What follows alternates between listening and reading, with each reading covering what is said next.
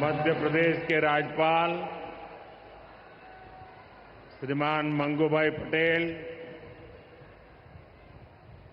हमारे लोकप्रिय मुख्यमंत्री श्रीमान मोहन यादव जी,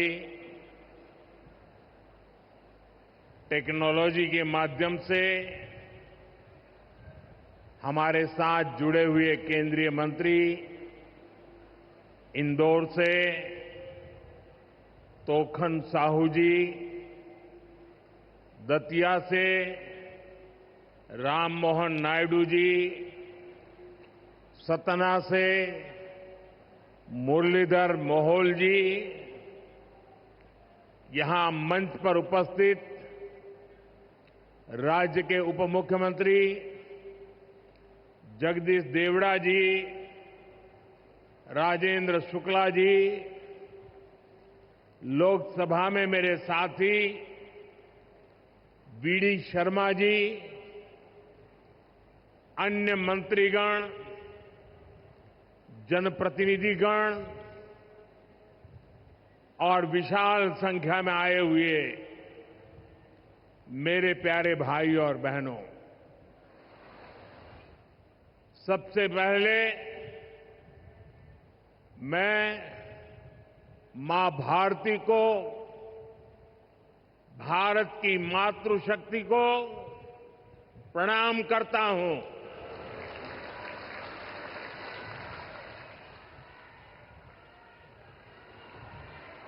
आज यहां इतनी बड़ी संख्या में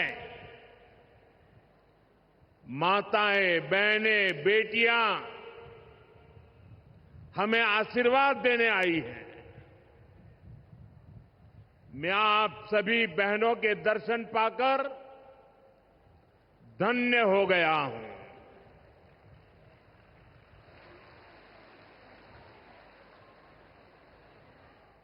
भाइयों बहनों, आज लोकमाता देवी अहिल्याबाई होलकर जी की 300वीं जन्म जयंती है। 140 करोड़ भारतीयों के लिए ये अवसर प्रेरणा का है। राष्ट्र निर्माण के लिए हो रहे भगीरथ प्रयासों में अपना योगदान देने का है। देवी अहिल्याबाई कहती थी कि शासन का सही अर्थ जनता की सेवा करना और उनके जीवन में सुधार लाना होता है। आज का कार्यक्रम उनकी इस सोच को आगे बढ़ाता है। आज इंदौर मेट्रो की शुरुआत हुई है। दतिया और सतना भी अब हवाई सेवा से जुड़ गए हैं। ये सभी प्रोजेक्ट मध्य प्रदेश में सुविधाएं बढ़ाएंगे, विकास को गति देंगे और रोजगार के अनेक नए अवसर बनाएंगे। मैं आज इस पवित्र दिवस पर विकास के इन सारे कामों के लिए आप सबको, पूरे मध्य प्रदेश को बहुत बहुत बधाई देता हूं। साथियों, लोकमाता देवी अहिल्याबाई होलकर, ये नाम सुनते ही मन में श्रद्धा का भाव उमड़ पड़ता है।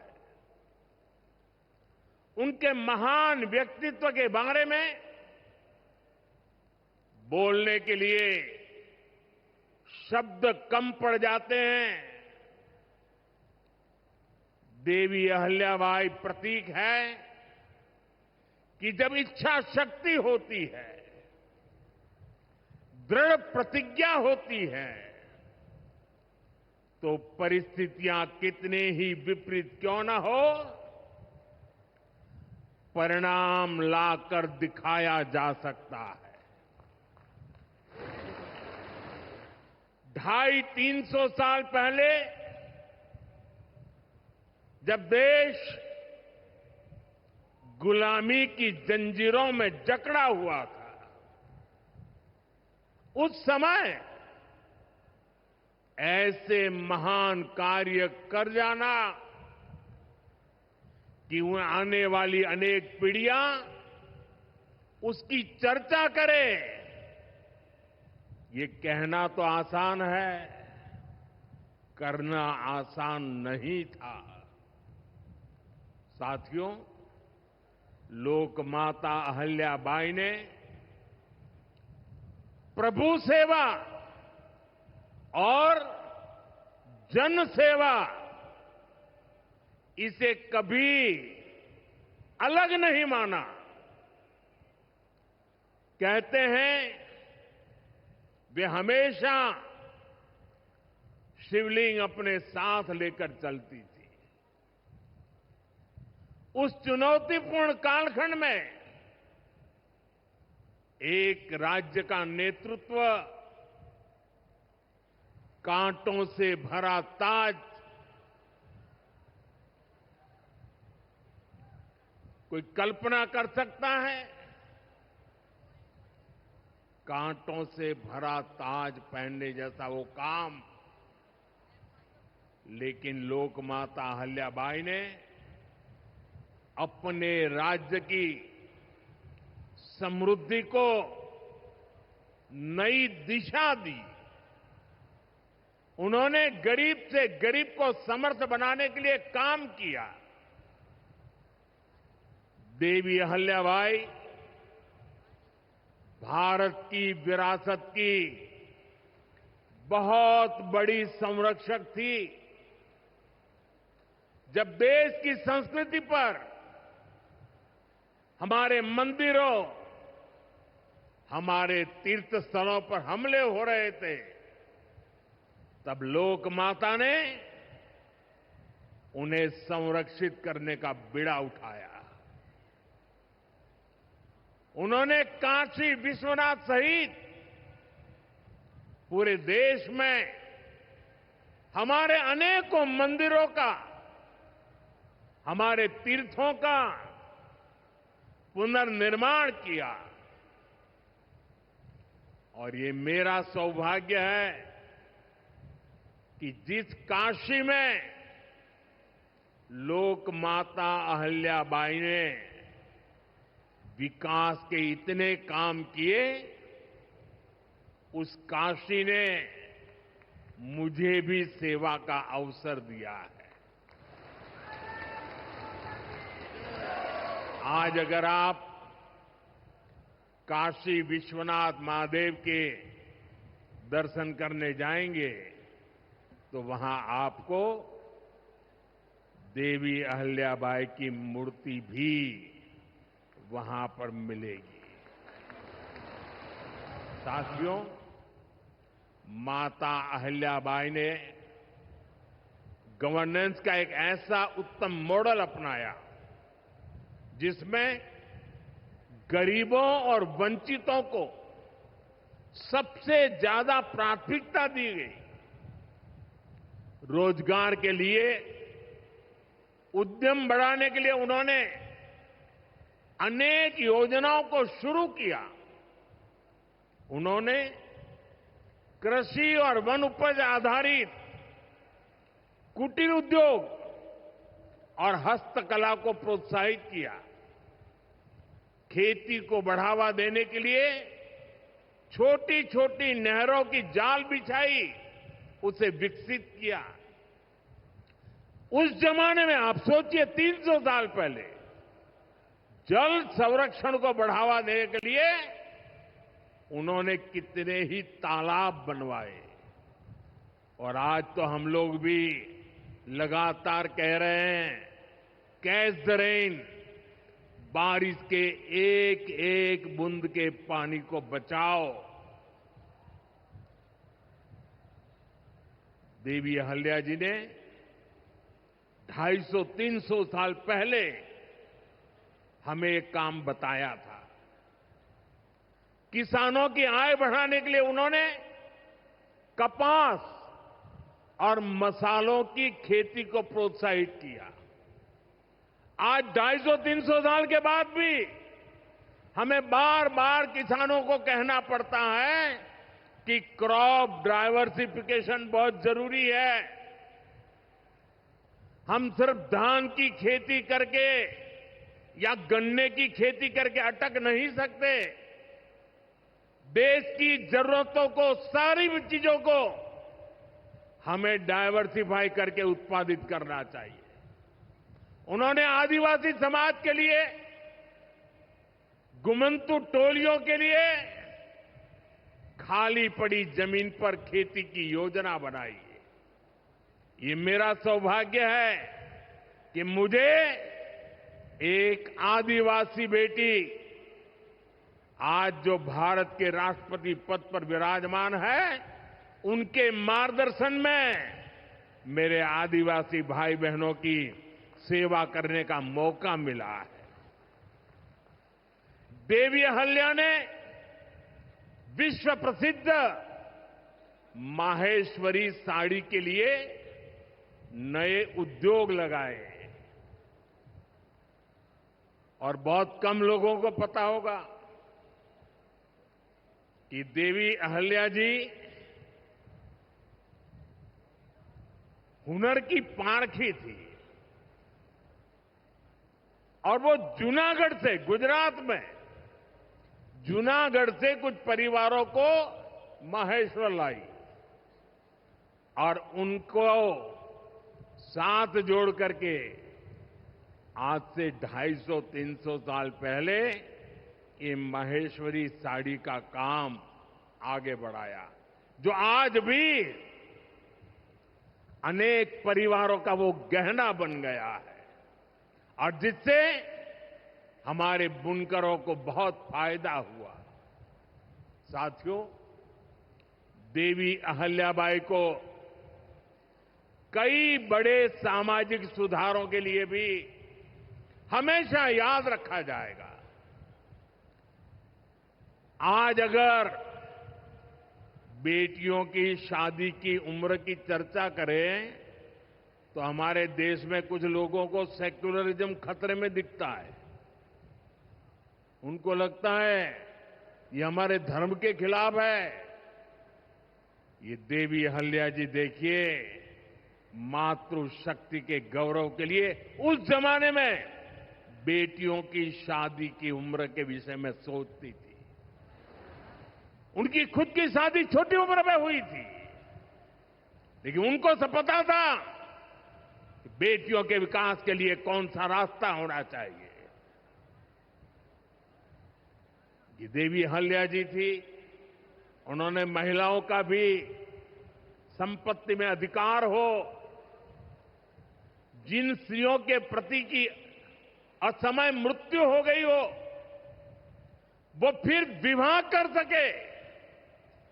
उस कालखंड में ये बातें करना भी बहुत मुश्किल होता था, लेकिन देवी अहल्याबाई ने इन समाज सुधारों को भरपूर समर्थन दिया। उन्होंने मालवा की सेना में महिलाओं की एक विशेष टुकड़ी भी बनाई थी। ये पश्चिम की दुनिया के लोगों को पता नहीं है, हमें कोसते रहते हैं। हमारी माताओं बहनों के अधिकारों के नाम पर हमें नीचा दिखाने की कोशिश करते हैं। 250-300 साल पहले हमारे देश में सेना में महिलाओं का होना, साथियों, महिला सुरक्षा के लिए उन्होंने गांवों में नारी सुरक्षा टोलियां ये भी बनाने का काम किया था। यानी माता अहिल्याबाई राष्ट्र निर्माण में हमारी नारी शक्ति के अमूल्य योगदान का प्रतीक है। मैं समाज में इतना बड़ा परिवर्तन लाने वाली देवी अहिल्या जी को आज श्रद्धापूर्वक नमन करता हूं, उनके चरणों में प्रणाम करता हूं और मैं उनसे प्रार्थना करता हूं कि आप जहां भी हो, हम सभी पर अपना आशीर्वाद बरसाए। साथियों, देवी अहिल्या का एक प्रेरक कथन है जो हम कभी भूल नहीं सकते। और उस कथन का अगर मोटे मोटे शब्दों में मैं कहूं तो उसका भाव यही था कि जो कुछ भी हमें मिला है वो जनता द्वारा दिया ऋण है, जिसे हमें चुकाना है। आज हमारी सरकार लोकमाता अहिल्याबाई के इन्हीं मूल्यों पर चलते हुए काम कर रही है। नागरिक देवो भव, ये आज गवर्नेंस का मंत्र है। हमारी सरकार विमेन लेड डेवलपमेंट के विजन को विकास की धुरी बना रही है। सरकार के हर बड़ी योजना के केंद्र में माताएं, बहनें, बेटियां हैं। आप भी जानती हैं, गरीबों के लिए 4 करोड़ घर बनाए जा चुके हैं और इनमें से अधिकतर घर हमारी माताओं बहनों के नाम पर है। अब मालिकाना हक मेरी माताओं बहनों को दिया है। इनमें से ज्यादातर महिलाएं ऐसी हैं जिनके नाम पहली बार कोई संपत्ति दर्ज हुई है। यानी देश की करोड़ों बहनें पहली बार घर की मालकिन बनी है। साथियों, आज सरकार हर घर तक नल से जल पहुंचा रही है ताकि हमारी माताओं बहनों को असुविधा ना हो, बेटियां अपनी पढ़ाई में ध्यान दे सके। करोड़ों बहनों के पास पहले बिजली, एलपीजी गैस और टॉयलेट जैसी सुविधाएं भी नहीं थी। ये सुविधाएं भी हमारी सरकार ने पहुंचाई। और ये सिर्फ सुविधाएं नहीं है, ये माताओं बहनों के सम्मान का हमारी तरफ से एक नम्र प्रयास है। इससे गांव की गरीब परिवारों की माताओं बहनों के जीवन से अनेक मुश्किलें कम हुई है। साथियों, पहले माताएं बहनें अपनी बीमारियां छुपाने पर मजबूर थी। गर्भावस्था के दौरान अस्पताल जाने से बचती थी। उनको लगता था कि इससे परिवार पर बोझ पड़ेगा और इसलिए वो दर्द सहती थी, लेकिन परिवार में किसी को बताती नहीं थी। आयुष्मान भारत योजना ने उनकी इस चिंता को भी खत्म किया है। अब वो भी अस्पताल में 5 लाख रुपए तक का मुफ्त इलाज करा सकती है। साथियों, महिलाओं के लिए पढ़ाई और दवाई के साथ ही जो बहुत जरूरी चीज है वो कमाई भी है। जब महिला की अपनी आय होती है तो घर में उसका स्वाभिमान और बढ़ जाता है, घर के निर्णयों में उसकी सहभागिता और बढ़ जाती है। बीते 11 वर्षों में हमारी सरकार ने देश की महिलाओं को आर्थिक रूप से सशक्त करने के लिए निरंतर काम किया है। आप कल्पना कर सकते हैं, 2014 से पहले आपने मुझे सेवा करने का मौका दिया, उसके पहले 30 करोड़ से ज्यादा बहनें ऐसी थी जिनका कोई बैंक खाता ही नहीं था। हमारी सरकार ने इन सभी के बैंक में जन-धन खाते खुलवाए। इन्हीं खातों में अब सरकार अलग अलग योजनाओं का पैसा सीधा उनके खाते में भेज रही है। अब वे गांव हो या शहर अपना कुछ न कुछ काम कर रही है, आर्थिक उपार्जन कर रही है, स्वरोजगार कर रही है। उन्हें मुद्रा योजना से बिना गारंटी का लोन मिल रहा है। मुद्रा योजना की 75% से ज्यादा लाभार्थी ये हमारी माताएं, बहनें, बेटियां हैं। साथियों, आज देश में 10 करोड़ बहनें सेल्फ हेल्प ग्रुप से जुड़ी हैं, जो कोई न कोई आर्थिक गतिविधि करती है। ये बहनें अपनी कमाई के नए साधन बनाएं, इसके लिए सरकार लाखों रुपयों की मदद कर रही है। हमने ऐसी 3 करोड़ बहनों को लखपति दीदी बनाने का संकल्प लिया है। मुझे संतोष है कि अब तक 1.5 करोड़ से ज्यादा बहनें लखपति दीदी बन भी चुकी है। अब गांव-गांव में बैंक सखियां लोगों को बैंकिंग से जोड़ रही है। सरकार ने बीमा सखियां बनाने का अभियान भी शुरू किया है। हमारी बहनें, बेटियां अब देश को बीमा की सुरक्षा देने में बहुत बड़ी भूमिका निभा रही हैं। साथियों, एक समय था जब नई टेक्नोलॉजी आती थी तो उससे महिलाओं को दूर रखा जाता था। हमारा देश आज उस दौर को भी पीछे छोड़ रहा है। आज सरकार का प्रयास है कि आधुनिक टेक्नोलॉजी में भी हमारी बहनें, हमारी बेटियां आगे बढ़कर के नेतृत्व दें।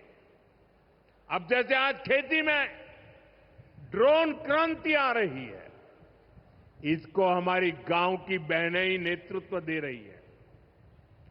नमो ड्रोन दीदी अभियान से गांव की बहनों का हौसला बढ़ रहा है, उनकी कमाई बढ़ रही है और गांव में उनकी एक नई पहचान बन रही है।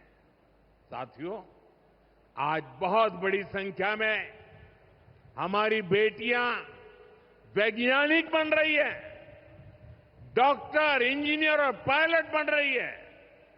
हमारे यहां साइंस और मैथ्स पढ़ने वाली बेटियों की संख्या लगातार बढ़ रही है। आज जितने भी हमारे बड़े स्पेस मिशन हैं, उनमें बड़ी संख्या में वैज्ञानिक के नाते हमारी माताएं, बहनें, बेटियां काम कर रही है। चंद्रयान 3 मिशन पूरा देश गौरव कर रहा है।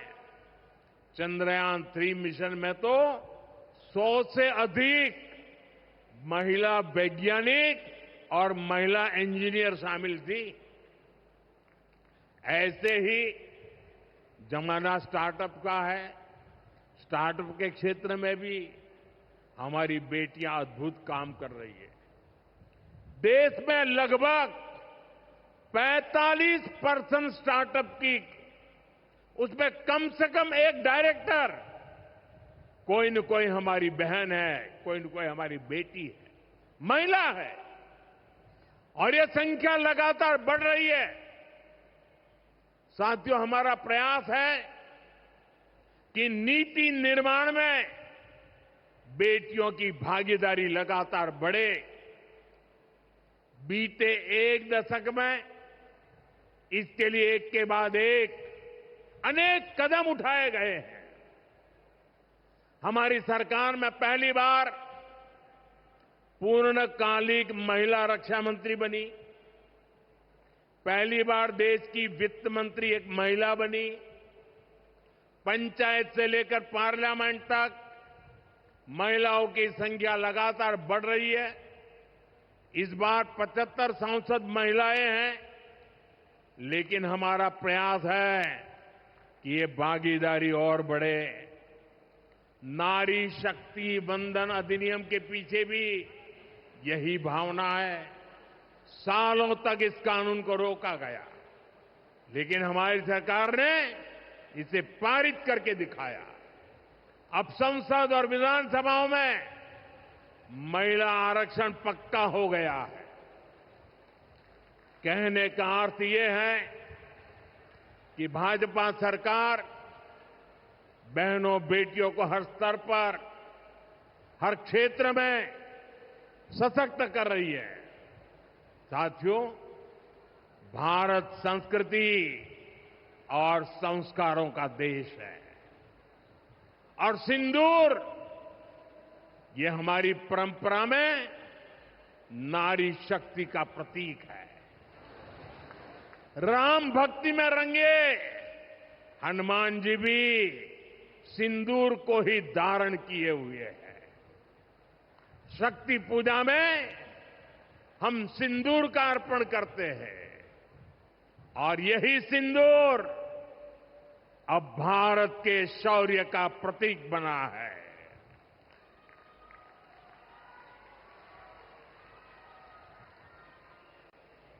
साथियों, पहलगाम में आतंकियों ने सिर्फ भारतीयों का खून ही नहीं बहाया, उन्होंने हमारी संस्कृति पर भी प्रहार किया है। उन्होंने हमारे समाज को बांटने की कोशिश की है और सबसे बड़ी बात, आतंकवादियों ने भारत की नारी शक्ति को चुनौती दी है। ये चुनौती आतंकवादियों और उनके आकाओं के लिए काल बन गई है, काल। ऑपरेशन सिंदूर आतंकवादियों के खिलाफ भारत के इतिहास का सबसे बड़ा और सफल ऑपरेशन है। जहां पाकिस्तान की सेना ने सोचा तक नहीं था, वहां आतंकी ठिकानों को हमारी सेना ने मिट्टी में मिला दिया। सैकड़ों किलोमीटर अंदर घुस करके मिट्टी में मिला दिया। ऑपरेशन सिंदूर ने डंके की चोट पर कह दिया है कि आतंकवादियों के जरिए छद्म युद्ध, प्रॉक्सी वॉर नहीं चलेगा। अब घर में घुसकर भी मारेंगे और जो आतंकियों की मदद करेगा उसको भी इसकी भारी कीमत चुकानी पड़ेगी।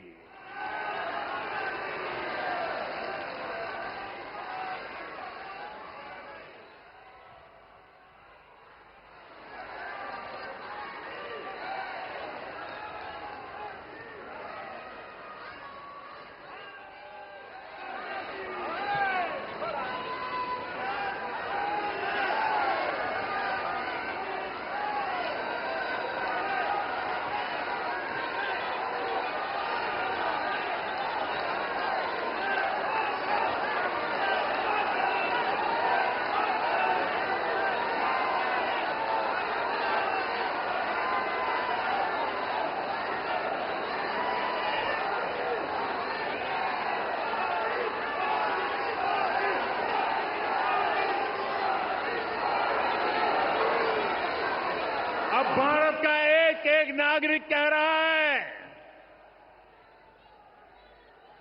140 करोड़ देशवासियों का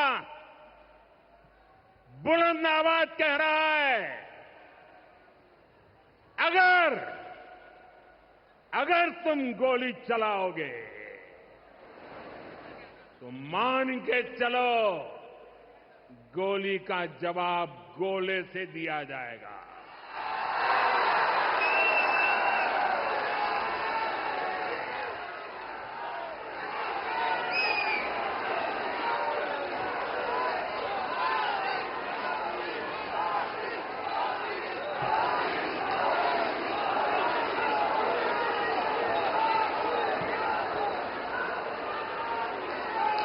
साथियों, ऑपरेशन सिंदूर हमारी नारी शक्ति के सामर्थ्य का भी प्रतीक बना है। हम सभी जानते हैं कि बीएसएफ का इस ऑपरेशन में कितना बड़ा रोल रहा है। जम्मू से लेकर पंजाब, राजस्थान और गुजरात की सीमा तक बड़ी संख्या में बीएसएफ की हमारी बेटियां मोर्चे पर रही थी, मोर्चा संभाल रही थी। उन्होंने सीमा पार से होने वाली फायरिंग का मुंह तोड़ जवाब दिया। कमांड एंड कंट्रोल सेंटर से लेकर दुश्मनों की पोस्टों को ध्वस्त करने तक बीएसएफ की वीर बेटियों ने अद्भुत शौर्य दिखाया है। साथियों, आज दुनिया राष्ट्र रक्षा में भारत की बेटियों का सामर्थ्य देख रही है। इसके लिए भी बीते दशक में सरकार ने अनेक कदम उठाए हैं। स्कूल से लेकर युद्ध के मैदान तक आज देश अपनी बेटियों के शौर्य पर अभूतपूर्व भरोसा कर रहा है। हमारी सेना ने पहली बार सैनिक स्कूलों के दरवाजे बेटियों के लिए खोले हैं। 2014 से पहले एनसीसी में सिर्फ 25% कैडेट्स ही बेटियां होती थी। आज उनकी संख्या 50% की तरफ आगे बढ़ रही है। कल के दिन देश में एक और नया इतिहास बना है। आज अखबार में देखा होगा आपने, नेशनल डिफेंस एकेडमी यानी एनडीए से महिला कैडेट्स का पहला बैच पास आउट हुआ है। आज सेना, नौसेना और वायुसेना में बेटियां अग्रिम मोर्चे पर तैनात हो रही है। आज फाइटर प्लेन से लेकर आईएनएस विक्रांत युद्धपोत तक विमेन ऑफिसर्स अपनी जांबाजी दिखा रही है। साथियों, हमारी नौसेना की वीर बेटियों के साहस का ताजा उदाहरण भी देश के सामने है। आपको मैं नाविका सागर परिक्रमा के बारे में बताना चाहता हूं। नेवी की 2 वीर बेटियों ने करीब 250 दिन की समुद्री यात्रा पूरी की है। धरती का चक्कर लगाया है। हजारों किलोमीटर की ये यात्रा उन्होंने ऐसी नाव से की जो मोटर से नहीं बल्कि हवा से चलती है। सोचिए, 250 दिन समंदर में, इतने दिनों तक समंदर में रहना कई कई हफ्ते तक जमीन के दर्शन तक नहीं होना और ऊपर से समंदर का तूफान कितना तेज होता है मुझे पता है। खराब मौसम, भयानक तूफान, उन्होंने 2 बेटियां, उन्होंने हर मुसीबत को हराया है। ये दिखाता है कि चुनौती कितनी भी बड़ी हो, भारत की बेटियां उस पर विजय पा सकती है।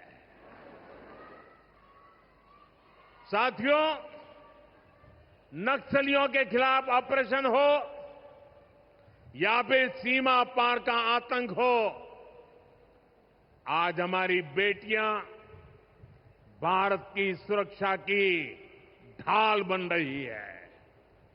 मैं आज देवी अहल्या की इस पवित्र भूमि से देश की नारी शक्ति को फिर से सैल्यूट करता हूं। साथियों, देवी अहल्या ने अपने शासनकाल में विकास के कार्यों के साथ साथ विरासत को भी सहेजा। आज का भारत भी विकास और विरासत दोनों को साथ लेकर चल रहा है। आधुनिक इंफ्रास्ट्रक्चर के निर्माण को देश कैसे गति दे रहे हैं, आज का कार्यक्रम इसका उदाहरण है। आज मध्य प्रदेश को पहली मेट्रो सुविधा मिली है। इंदौर पहले ही स्वच्छता के लिए दुनिया में अपनी पहचान बना चुका है। अब इंदौर की पहचान उसकी मेट्रो से भी होने जा रही है। यहां भोपाल में भी मेट्रो का काम तेजी से चल रहा है। मध्य प्रदेश में रेलवे के क्षेत्र में व्यापक काम हो रहा है। कुछ दिन पहले ही केंद्र सरकार ने रतलाम नागदा रूट को 4 लाइनों में बदलने के लिए स्वीकृति दे दी है। इससे इस क्षेत्र में और ज्यादा ट्रेनें चल पाएगी, भीड़भाड़ कम होगी। केंद्र सरकार ने इंदौर मनमाड़ रेल परियोजना को भी मंजूरी दे दी है। साथियों, आज मध्य प्रदेश के दतिया और सतना भी हवाई यात्रा के नेटवर्क से जुड़ गए हैं। इन दोनों हवाई अड्डों से बुंदेलखंड और विंध्य क्षेत्र में एयर कनेक्टिविटी बेहतर होगी। अब मां पीतांबरा, मां शारदा देवी और पवित्र चित्रकूट धाम के दर्शन करना और सुलभ हो जाएगा। साथियों, आज भारत इतिहास के उस मोड़ पर है जहां हमें अपनी सुरक्षा, अपने सामर्थ्य और अपनी संस्कृति हर स्तर पर काम करना है। हमें अपना परिश्रम बढ़ाना है। इसमें हमारी मातृशक्ति, हमारी माताओं, बहनों, बेटियों की भूमिका बहुत बड़ी है। हमारे सामने लोक माता देवी अहल्याबाई जी की प्रेरणा है। रानी लक्ष्मीबाई, रानी दुर्गावती, रानी कमलापति, अवंतीबाई लोधी, कित्तूर की रानी चेन्नम्मा, रानी गाडिल्यो, वेलु नाचियार, सावित्रीबाई फुले, ऐसे हर नाम हमें गौरव से भर देते हैं। लोक माता अहल्याबाई की ये 300वीं जन्म जयंती हमें निरंतर प्रेरित करती रहे। आने वाली सदियों के लिए हम एक सशक्त भारत की नींव मजबूत करें। इसी कामना के साथ आप सभी को फिर से एक बार बहुत बहुत शुभकामनाएं देता हूं। अपना तिरंगा ऊपर उठा करके मेरे साथ बोलिए, भारत माता की, भारत माता की, भारत माता की, वंदे वंदे वंदे वंदे वंदे वंदे वंदे वंदे वंदे